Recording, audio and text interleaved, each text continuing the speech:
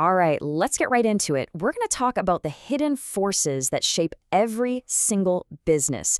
These invisible currents that can push a company to massive success or, well, frustrating failure, no matter how hard they try. You know, it's a question that drives founders absolutely crazy. You can have an amazing product, a rockstar team, a marketing plan that's just perfect, and you still can't seem to get ahead. So what is going on? Well, here's the thing. The problem often isn't inside the company at all. It's the game itself, the very structure of the market they're competing in. Turns out some industries are just designed to be brutal, incredibly difficult places to make a profit. Yeah, we all get caught up in talking about strategy, right? Building a better product, coming up with smarter marketing. But what if the whole game board is tilted against you from the start?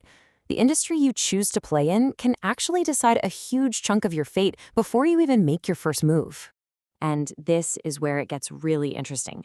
Look at this data. Of course, good management and strategy matter a lot. That accounts for over half of a company's performance. But look at that other big slice. About 20%, 1/5, of a company's success or failure is determined by the industry it's in. That's either a massive headwind pushing against you or a powerful tailwind at your back before you even start. So how do we make sense of this? Well, we turn to a classic framework from Harvard professor Michael Porter. He came up with the 5 forces model to help us analyze all of these outside pressures. It's not about how well you play your hand, it's about understanding the fundamental rules of the game you're in. So how does this actually work in the real world? The best way to picture the 5 forces is to imagine your business right in the middle of this constant squeeze. You've got 5 different pressures all pushing inward, all trying to shrink your ability to make money. And this visual just perfectly illustrates the whole idea. See, every business is surrounded. You've got your direct competitors, of course. Then you've got the constant threat of new companies jumping in. And you've got your suppliers and your customers who both have their own power over you. And finally, you've got substitutes, completely different products that can lure your customers away. Let's think about profit in these simplest possible terms. You sell something for a certain price, it costs you something to make it, and that gap in the middle, that's your profit margin. Simple enough. In a perfect world, you'd be in total control of that gap. But here's that squeeze in action. Powerful buyers, like a huge supermarket chain, can force your prices down. At the same time, powerful suppliers can drive your costs up. And all that intense competition and the threat of substitutes, that also puts constant downward pressure on your price. Every single one of these forces is attacking your profit margin, trying to close that gap. Okay, to make this really hit home, let's look at an industry where these forces are just incredibly intense. It's a classic example of an industry trap that's so hard to escape: dairy processing. This is a really, really tough business. I mean, at the end of the day, milk is milk, right? It's seen as a commodity. It's incredibly hard to make your product seem different, and that almost always leads to these brutal price wars. It's basically a perfect storm of challenges, and the 5 forces show us exactly why. So when we actually map this out, the picture gets pretty bleak pretty fast. Rivalry is sky high because, again, milk is a commodity and there are lots of competitors. Buyer power is also incredibly high because you have these massive supermarkets that dominate and can pretty much name their price. The threat of substitutes, also high. People can drink water, juice, oat milk, you name it. The only forces that are kind of weak are suppliers, because there are so many individual farms, and the threat of new companies, since building a processing plant is crazy expensive. But those other 3 forces are so strong, they just crush the profitability of the entire industry. So if the industry is that terrible, how in the world did a company like A2 Milk come in and have such incredible success? This is where it gets brilliant. They didn't try to win a losing game.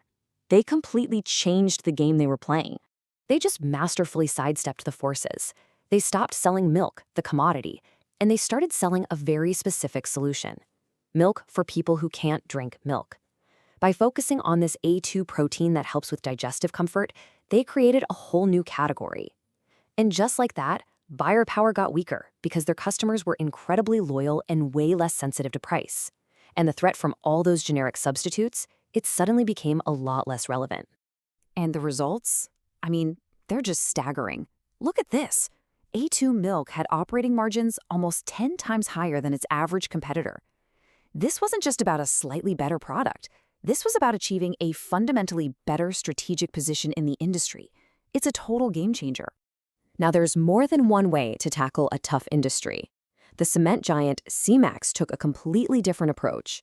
See, cement is super heavy and not worth that much per pound, so it's really expensive to ship far. That makes the business naturally local. So what did Cemex do? Their strategy was to go into specific regions and buy up competitors, creating local dominance. This directly weakened the force of rivalry and gave them way more control over their prices. So what we see with both A2 Milk and Cemex is this incredibly powerful lesson. They understood that their biggest opponent wasn't just another company, it was the very structure of the industry they were in. And that is the key insight right there.